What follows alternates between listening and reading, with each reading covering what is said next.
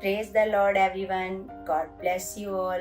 प्रभु आपको मसीह में बहुत सारी बरकतें और बहुत सारी आशीषें दे चुके हैं, क्योंकि हम पहले से विश्वास कर रहे हैं कि प्रभु आपको दे चुके हैं।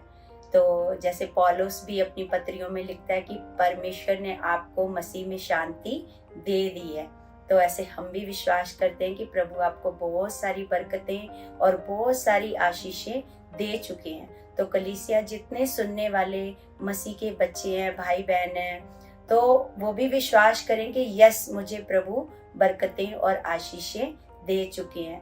तो जैसे हमने ऐसे पिछले वचन में ऐसे सीखा था कि कैसे हमारे मुंह में ऐसे सामर्थ है, हम जैसा अपने मुंह से बोलेंगे वैसा हमारे साथ हो जाएगा। तो ऐसे ही मैं एक परमेश्वर के वचन में, एक परमेश्वर की बेटी है ना, उसने कैसा परमेश्वर के साथ ऐसे विश्वास रखा। आपको पता है एलीशा के समय, जो प्रभु के दास हैं, एलीशा के समय में एक शूनेमिन औरत है ना, तो जिसने ऐसे देखा कि प्रभु के दास ऐसे यहाँ से निकल करके जाते हैं, प्रचार करते हैं, तो उसने अपने पति को बोला कि हम परमेश्वर के दास के लिए अपने छत के ऊपर एक कमरा बनवाएंगे, उसमें एक पलंग बिछाएंगे, मेज रखेंगे। तो उसके पति ने बोला तो ठीक है। तो वो खुदा के दास को बोली कि जब भी आप यहाँ से निकल कर जाया करो तो आप हमारे घर में ऐसे विश्राम किया करो। तो खुदा के दास एलीशा और उनका जो सेवक था गेजी, वो उनके घर में ऐसे रुकते थे। वो बहुत ऐसे सेवा करती थी, वो अच्छे घर से और अच्छी लेडी थी, वो उनकी सेवा करती थी, उसको किसी भी चीज की कमी नहीं थी। तो उन्होंने एलीशा ने गेजी को कहा कि हम इससे पूछो कि हम इसके लिए क्या करें, क्या राजा से इसकी सिफारिश करें। तो जब गेजी ने उसको बोला तो उसने बोला नहीं, हमारे पास तो सब कुछ है। फिर गेजी ने एलीशा को बताया कि ये दोनों, इनकी बहुत उम्र हो चुकी है और इनके पास बेबी की ब्लेसिंग नहीं है, इनके पास बच्चा नहीं है, बच्चे की आशीष नहीं है। तो एलीशा ने कहा कि अगले बसंत की ऋतु में तू एक पुत्र अपनी छाती से लगाएगी। तो उसने जब ऐसे सुना तो उसने बोला कि हे प्रभु, तू अपनी दासी को धोखा ना दे, क्योंकि ज्यादा उम्र हो चुकी थी। तो उसने ऐसे सोचा कि मतलब पता नहीं, मतलब ऐसे होगा कि नहीं होगा, तो ऐसे उसने सोचा। तो उसने फिर एलीशा की बात पर विश्वास किया और ऐसा ही हुआ। परमेश्वर के दास के वचन के अनुसार अगले बसंत की ऋतु में परमेश्वर ने उसको एक बेटा दिया और बेटा बड़ा हुआ। और जब वो 8-9 साल का हुआ, बड़ा हुआ, तो वो अपने पिता के साथ खेतों में था। तो अचानक से उसे ऐसे कुछ हुआ, उसको दर्द हुआ, तो उसके पिता ने उसको घर पर भेज दिया। और जब वो घर पर आया तो वो ऐसे, जो बेटा था वो ऐसे, उसकी डेथ हो गई, वो मर गया। तो जब वो मर गया तो उस शूनेमिन औरत ने उसको, मतलब किसी को कुछ नहीं बताया, उसने अपने पति को भी कुछ नहीं बताया। उसने ऐसे अपने पति को बोला कि एक दास, और मतलब दास को, गधी को फुर्ती करके मेरे पास भेज। तो उसके पति ने पूछा कि क्या कारण है। तो उसने बोला कि हमारा कुशल होगा, ऐसे अंगीकार, हाँ, अपने मुंह से ऐसे।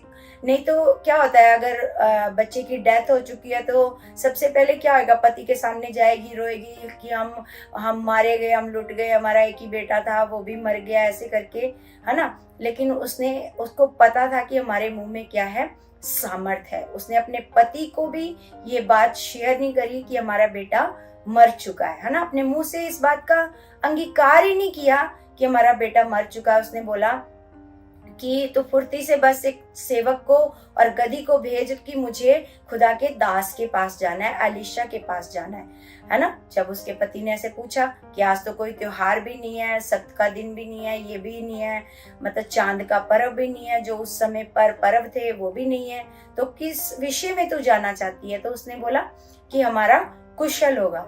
तो जब वो ऐसे खुदा के दास के पास ऐसे जाती है तो एलीशा पहाड़ पर ऐसे आराधना कर रहा होता अपने सेवक गेजी के साथ। तो वो पहाड़ से ही देखता है कि वो औरत आ रही है। तो वो अपने सेवक को नीचे भेजता है कि जा जल्दी से पूछ कि क्या हुआ है, कि ये क्यों आई है। तो जब वो पूछती है तो वो उसको भी कुछ नहीं बताती, क्योंकि वो अपने मुंह से ये अंगीकार ही नहीं करती कि बेटा मर चुका है। तो जब वो ऐसे एलिशा के पैरों में गिरकर रोने लग जाती है तो एलिशा समझ जाता है, तो क्योंकि खुदा के दास हैं, पवित्र आत्मा से चलने वाले हैं, तो उनको वो समझ जाता है।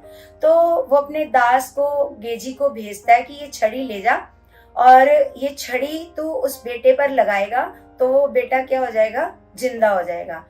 तो लेकिन एलिशा ने गेजी को कहा कि तूने रास्ते में किसी से कोई बात नहीं करनी, सीधा ये छड़ी लेकर जाकर उस बच्चे पर लगानी है। लेकिन गेजी ने एलिशा की आज्ञा को नहीं माना और वो अपनी मर्जी से ऐसे रास्ते में बातें करता हुआ ऐसे बताता गया कि देखो खुदा के दास की छड़ी मेरे हाथ में है, ऐसे बताता गया। और जब उसने जाकर के वो छड़ी को उस बच्चे पर लगाया तो बच्चा जिंदा नहीं हुआ। तो जब बच्चा जिंदा नहीं हुआ तो एलिशा खुद गया वहां पर, और लिखा है कि एलिशा उसके ऊपर लेटा और उसने ऐसे प्रार्थना की होगी एलिशा ने विश्वास के साथ कि परमेश्वर आप मुर्दों को जिंदा करने वाले परमेश्वर हो, क्योंकि हमारे मुंह में सामर्थ है, हम जैसा विश्वास करेंगे वैसा हमारे जीवन में होगा। तो एलिशा ने पूरे विश्वास से ऐसे विश्वास के साथ उस बच्चे के लिए प्रार्थना करी, और लिखा है वहां पर कि वो उस बच्चे पर लेटा और बच्चा क्या हो गया, जिंदा। और जो बच्चा जिंदा हुआ तो उसमें बड़ी सामर्थ जो उस शूनेमिन औरत के मुंह के वचनों की है, कि उसने जो अपने मुंह से कुछ भी नेगेटिव वर्ड नहीं बोला, पॉजिटिव रही, विश्वास किया कि खुदा का दास अगर मेरे बेटे के लिए प्रार्थना करेगा तो मेरा बेटा जिंदा हो जाएगा। तो ऐसे ही हम देखते हैं बहुत सारे उदाहरण है, आपको बताते जाएंगे कि कैसे पॉजिटिव रहने से कैसे बड़े बड़े सामर्थ के काम, कैसे विश्वास है ना, कैसे बड़ी बड़ी गवाहियां। अगर आप अपने मुंह से नेगेटिव नहीं बोलते, मन से नेगेटिव विश्वास नहीं करते, क्योंकि रोमियो 10:9 में ऐसे लिखा है कि हमें मुंह से क्या करना है, अंगीकार, और मन से क्या करना है, विश्वास, है ना। तो हमें मुंह से अंगीकार भी करना है और मन से विश्वास भी करना है। और अगर आपने मुंह से अंगीकार किया और आपके मन में विश्वास नहीं है तो तब भी वो कार्य नहीं होएगा। तो आपने मन से भी पूरा विश्वास करना है कि परमेश्वर आप जो मैंने बोला है विश्वास से वैसा ही होगा। अगर आप ऐसा विश्वास करते हो तो परमेश्वर आपके जीवन में बड़े बड़े सामर्थ्य के काम करता है। और कलीसिया, आपने इस बात को पकड़ लेना है कि आपके मुंह से कभी चाहे कितना भी बड़ा हालात आपको नजर आ रहा है तो आपने कोई भी वर्ड अपने मुंह से नेगेटिव नहीं बोलना, और ना नेगेटिव सोचना और ना नेगेटिव विश्वास करना। हमेशा अपने मन को पॉजिटिविटी में रखना है कि नहीं, परमेश्वर के वचन में लिखा है कि परमेश्वर अन्यायी परमेश्वर नहीं है कि आपके प्रेम को ना देखे, आपने जो उसके लिए कार्य किए वो उसको ना देखे। सच में परमेश्वर आपके मन को जानने वाला परमेश्वर है। जैसे यिर्मयाह की पुस्तक में लिखा है कि वो मनों को जांचने वाला परमेश्वर है, वो आपके मन के अनुसार आपको प्रतिफल देता है। तो सच में आपका जैसा आपके मन में चलता है, जैसा आपके मन में विश्वास है, वो वैसा ही आपके जीवन में कार्य करता है। तो सच में कलीसिया, आपने इस बात को सीखना है और पकड़ लेना है कि चाहे कितना भी बड़ा हालात क्यों ना हो, लेकिन आपके जो वर्ड है वो हमेशा पॉजिटिव रहने चाहिए। जैसे आपको पता है जब दाऊद के पीछे शाऊल उसको मारने के लिए पड़ा था तो वो एक गुफा में छिपा हुआ था, वो डर रहा था, लेकिन वो फिर भी अपने मुंह से क्या अंगीकार कर रहा था कि हे परमेश्वर मैं ना डरूंगा। वो अपने मुंह से अंगीकार कर रहा है कि यहोवा तू मेरी ढाल है और मैं ना डरूंगा। तो सच में हमारे मुंह में जो सामर्थ्य है, हमारे मुंह का जो अंगीकार है कलीसिया, वो बड़े बड़े हालातों को चेंज कर देता है। आपको मैं ऐसे गवाही भी बताऊंगी। ऐसे हमारे कलीसिया में जो भाई है उसके जीवन में एक गवाही हुई थी, तो वो मैं आपको अगले दिन ऐसे इस गवाही को बताऊंगी कि उस भाई ने कैसे पॉजिटिव विश्वास रखा और कैसे परमेश्वर ने उसको बड़े हालात से छुटकारा दे दिया। तो मेरा विश्वास है कलीसिया कि आप इस बात को समझ चुके हो और सीख चुके हो कि आप जैसा अपने मुंह से अंगीकार करोगे, जैसा अपने मन से आप विश्वास करोगे, वैसा ही आपके जीवन में कार्य होगा। तो इन वचनों से प्रभु आपको बहुत सारी आशीष और बहुत सारी बरकतें दे चुके हैं और मेरा विश्वास है कि प्रभु आपको बड़े बड़े हालातों से निकाल चुके हैं। प्रभु आप सबको ब्लेस कर चुके हैं यीशु मसीह के नाम से। तो हम सब लास्ट में ऐसे प्रार्थना भी करेंगे। आप सब अपने हाथों को उठाओ और अपने मन को लगाओ और मेरे मुंह से जो मेरा परमेश्वर वर्ड दे रहा है उस वर्ड को पॉजिटिविटी के साथ, विश्वास के साथ लो कि यस परमेश्वर, और ऐसे विश्वास के साथ इस वर्ड को रिसीव करो कि यस परमेश्वर ऐसा हो चुका है।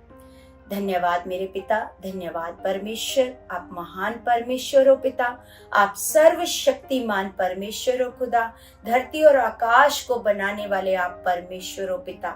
मैं आपका धन्यवाद करती हूँ परमेश्वर जी, मेरे महान पिता। जितने तेरे बच्चे परमेश्वर जी इस वीडियो को देखेंगे परमेश्वर जी, इस प्रार्थना को रिसीव करेंगे परमेश्वर जी, मेरा विश्वास है पिता उनके जीवन से बड़े बड़े हालात खत्म हो जाएंगे। इन हालातों का इन बच्चों पर कोई अधिकार नहीं है परमेश्वर जी। आप अपने बच्चों को आजाद कर चुके हो, बड़ी बड़ी बीमारियों से आप आजाद कर चुके हो, हालातों से आजाद कर चुके हो, दुखों से, बीमारियों से आप आजाद कर चुके हो मेरे परमेश्वर जी। आप इनके जीवन में बड़े बड़े कार्य को कर चुके हो, आपका पवित्र आत्मा इनके जीवन में कार्य कर चुका है, आप इनको बुद्धि और समझ से ब्लेस कर चुके हो परमेश्वर जी। मेरा विश्वास है परमेश्वर आपके सारे बच्चे परमेश्वर आपकी आत्मा के अनुसार चलना सीख चुके हैं और आपका आत्मा इनको बुद्धि और ज्ञान से ब्लेस कर चुका है। और मेरा विश्वास है हमारी हर एक प्रार्थना को हमारा परमेश्वर सुन चुका है और उसका उत्तर भी दे चुका है यीशु मसीह के नाम से। आमीन आमीन। तो जय मसीह की कलीसिया, प्रभु आपको बहुत सारी आशीषें और बहुत सारी बरकतें मसीह में दे चुके हैं। जय मसीह की।